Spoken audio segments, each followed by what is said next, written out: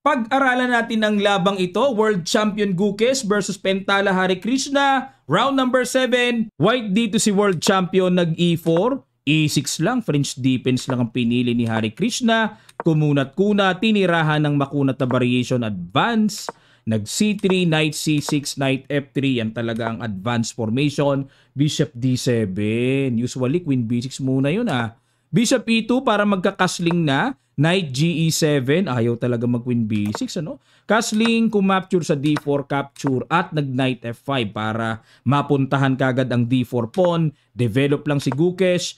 A6 para proteksyon sa B5 at mamaya may mga idea rin to play B5. Nag-King H1, yan ang mabigat na prophylactic move. Gumanon lang, kumunat lang at advance mag-isip na para hindi natamaan sa diagonal na yan. Nag-Rook C8, ayan, preparing to open mamaya ang C-file, bookline pa ito, Rook B1, para mamaya mag-B4, at nag-Queen B6, ayan, nakita ko na ang common move na laging ginagawa sa French defense. At pero this time, novelty na yan mga kamatsas. Kahit common yung idea na yan, pero sa dami ng naunang tira, Knight F5, may Rook C8, may Bishop B7, nawala na po sa bookline. Dahil ang old lines dito na mga nagawa na ay Bishop B4, may B5, may Knight H4, at may tumira na ng Bishop E7. Pero, Queen B6, pinuntahan kagad ang D4, G4, sinindak talaga ni Gukes. Sige, tuluyan mo ngang capturein ang pawn ko sa D4 kung kaya mo. At napaatras lang si Hare Krishna, napagalitan ng Stockfish. Bakit mo inatras? Di mo ba alam ang Knight C takes D4? Yan pala ang tamang tira mga kamatsas. Mabigat. Pero bago yung tira ng computer, ito munang paliwanag ko lang sa inyo, no? Sumasabit-sabit What if Knight F takes D4? Ito po kasi ang gagawin dyan. Magbi-Bishop E3. Ang purpose ng King H1, walang Knight takes F3 o kaya Knight takes Bishop na makakatempo with check. Grabe, nakita ni Gukes yun, ano? Walang capture, talagang maliwanag na bitin, one piece down ang black dyan. Nakapin. Kahit mag-Bishop C5, di makakatulong yan dahil may Knight A4, double, Queen B4, kakapturin lang yan. At ano bang gagawin, no? Kasi pag kinapture yan, Knight takes D4, isang pyesa, maliwanag ang lamang ng puti. Di ba? Kahit capturein pa to, halimbawa, A3 muna para mapaalis ang reyna dyan, nakadikit sa Knight. Magdi-D4 mamaya yan. So halimbawa, Queen takes G4, then Bishop takes. One piece down ng black Okay? Kaya hindi pwedeng isabay ng Knight F takes D4. Ang tira ng computer, puntahan natin yung Knight C takes D4. Ito po mangyayari. Capture, capture dyan, takes, and then Rook takes. May ganun. May ganun. Yun ang hindi natanaw ni Pentala. No? May bawi nakapin Tapos magbi-Bishop E3. So ready to capture na yung tore, di ba? Isasabay na po ng black yan. Tapos capture and then Queen takes E3. At dito, bagamat lamang ng quality material ang puti sa exchange, pero tingnan nyo po evaluation bar. So slightly better for black. Bishop pair yan at may mga kahinaang pawns dito ang puti na potential bumagsak. Okay, so tema yan, no? May mga ganyan sa French na nagpapa-quality down pero maganda ang position. Balik tayo mga kamatsas, pero bumalik si Hare Krishna hindi niya naabot yun. Bishop E3, develop, H5, ayan. Okay, para mapaalis ang pawn na yan. Napatulak ngayon dito si Gukes. Hindi naman pwedeng capturein, makakatulong yan para atakihin ang White King. Hindi naman pwedeng mag-H3, di ba? G5 talaga force At bagay na nagpabalik ng Knight sa F5, pero excited lang pala. G6 pala ang tamang tira bago mag-Knight F5. No, anytime na may ang Knight F5 na yan Ano diferensya? Pag Knight F5, nakatira po kasi ng G6 si Gukes. Good move. Napakawais ng tira na yan. At napatira ng F6 si Hare Krishna. Bakit po? Pag pinatulan ang sacrifice na yan, magbi-Bishop D3, tapos Rook G1 later on, o kaya Rook G1 muna. Ayan, malalim paano didepensahan yan? Kung depensahan ng Knight, magbi-Bishop D3. Oo nga, depensado nga yung pawn G6 pero pagka na-realize dito ng black na yung bishop niya ipit, yung torre ipit, hindi makadevelop. So yan po yung kapalit ng isang pawn, pampadelay ng development sa king side. Balik tayo. Kaya napilitang mag F6 dito si Harikrishna. Capture and bishop D3. Ayan. So dito naman ay gustong tagpasin dito ni Gukesh para may knight takes D5 nga naman, di ba? Pero ang tamang tira is knight A4. Ayun. Halimbawa, itakbo natin queen D8, mag BB4. Ay, malalim pala. Malalim pala mga kamatsas. Nawawala ang tok ko. Wala pa akong tulog mga kamatsas. Gumawa kasi ako ng English video. So, nawawala ang tok ko dito sa B4 na to eh. Ang lalim kasi. Okay, wag na natin ganong explore yan, no? Okay, balik tayo sa bishop D3 at nag-knight CE7 para kung capturein man ang knight, may kahalili. Yung D5 hindi babagsak. Nag-rook G1, nagbabadya na baka makatiming ng G7, double nga naman, agad binarhan dito ni Harikrishna. At nag-knight A4, kinulit muna ang reyna, nag-queen D6. Bad move na naman daw.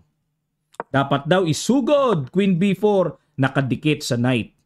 Okay, tapos ang gagawin is knight C5. Ito na naman po yung tema ng pa-quality down. Tapos magbi-bishop D2 muna, atakihin muna.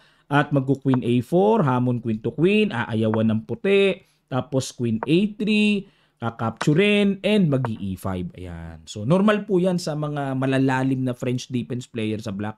Yung mga nagpapa-quality down. Pero make it sure na yung pagkakilanlan ng French defense sa matibay ang gitna, yung central pawns, dapat alam nyo kung paano lalaruin yan.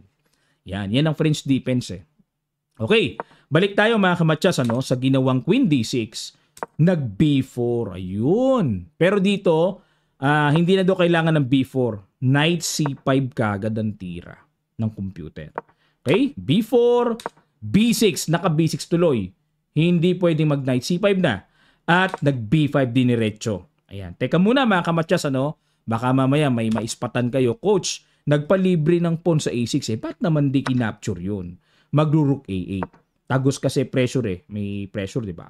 Na dito mauobligang mag B5. Kailangan, persado na to. B5 tapos magda knight takes, F takes E3 and then E5. Mangyari, oo nga, nakapingas ang pawn, pero tingnan nyo naman po ang sitwasyon ng bishop sa A6. Nakahawla. Makakantahan na naman natin ng Boysen yan, di ba? Habang buhay, ako sa'yo'y maghihintay. Di ba? Yung nakakulong. Wala. Long collides yung bishop. Para lang sa isang pawn, magkakaganyang miserable ang kalagayan ng bishop. Maawa naman tayo sa bishop. Okay? Kaya ginawa dito ni Gukesh, nag B5 na lang siya. Capture, exchange, at exchange, rook C6. Sakto. Para depensado ang pawn. Tiniriple ni Gukesh ang atake sa B6 at nag-castling. Ayun. Okay, kinapture na, bumigay na yung pawn at nag-bishop H6 para makapawi-bawi man lang. Okay, sa weak E3 pawn pero hanggang forma pa lang, di pa makakapture yan. Bumalik, knight A4. Medyo hilaw ang pagkabalik, maaga pa. Dapat daw po is rook E1, tsaga-tsaga muna. Okay? Pero balik tayo sa knight to A4. At nag-knight F5, ayun, pinuntahan talaga yung E3.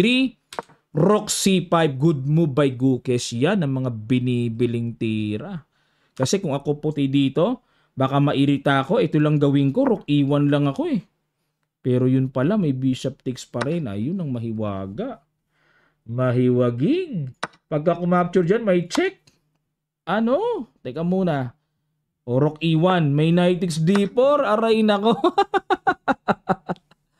Irereklamo ko yung kalabang ko, nag-e-engine. May ganun na pala. Boss. Iwas. Queen E3. Ay, nako. Bitin nga pala yung rook sa B5. Wala na, mga kamatsas. Balik tayo sa rook C5. Timplado, tira ni Gukesh. Grabe. Rook takes. Ayun naman. Ba't naman kinapture? Teka muna, mga kamatsas. What if bishop takes E3 lang? Ba't kinapture ni... Ay, may ganon. Nako, hindi rin pala basta-basta pwedeng E1. Merong pang matsakawan na threat doon sa H7. Oo nga, no? Halimbawa, mag knight e7, may rook takes ubos tawi. Pag kinapture, 10 bits yung knight, matchakaw pa rin. Mamamatchas pa rin. Matindi. Kaya pala kinapture na no, sa pagkairita. Pero ang accurate po is rook fc8. Dagdagan lang ng kahalili ang tore. Okay. Balik tayo. Rook takes, knight takes, knight takes e3. Another bad move by Hare Krishna. Dapat daw po is bishop takes e3 na. Okay. Kung mag queen b7 ba? O sa bagay magda knight e7 lang no. O kasi parang nakaka-attract yun may mga ganun-ganun O pero queen b7 talaga tira tapos queen e7, tapos capture, rook e1, balik ka, knight f5 pero bitin yung pawn e6. Okay? So lamang ang puti pero slightly better lang po. Okay. Balik tayo, knight takes e3. Grabe taas ng evaluation bar dito ni Gukesh. At dito po mga kamadyas, tinira pa rin yung queen b7. Ayun, sa pull. Bishop g7, obligadong harangan. Rook e1, atake sa knight. At nag-knight f5. Ayan. Dito mga kamadyas, no, gusto ko sanang mag-queen f4. Ang sarap sana. Para depensado na, may atake pa. Pero, meron kasing baon-baon na ganyang taktika. Okay? Kung kayo po nagsasolve ng mga puzzles, yan. Nangyayari talaga yan. Diyan, king g8 and knight takes f4. Maliwanag na lamang ng isang pyesa ang puti. Okay? Kaya hindi nagawa. Napa-atras na lang si Hare Krishna at napa-capture sa e6. Rook b8. Queen f7 check, king h8 and knight takes. Knight takes. At nag-rook e7. Aray, naku po, ang sasakit ng tira. Rook g8, obligado. Para depensahan talaga yan. Force talaga yan. Rook d7, atake sa reyna. Queen b6. Rook takes d5. Naku po, aray nako. Rook takes h5 is coming. Knight takes and then queen h7. Matchas. Check. King g2, f5. Para may pangharang sa paparating na rook takes h5. At dito mga kamatsas, rook c5 lang.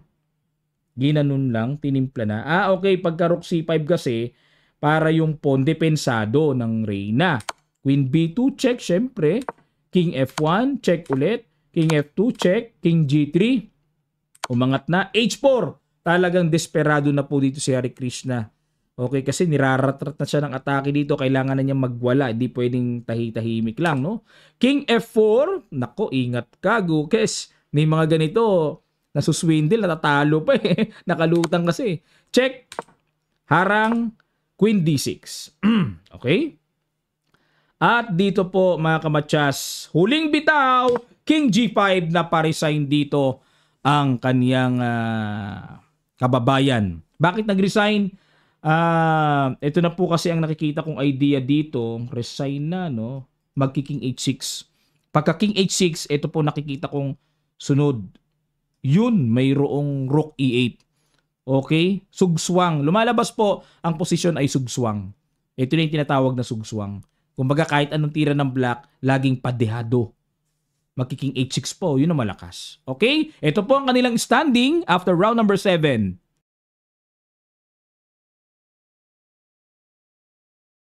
Maraming salamat po mga kamatya. Sana po natuto kayo at sa muli, magkita-kita po tayo. Maraming salamat!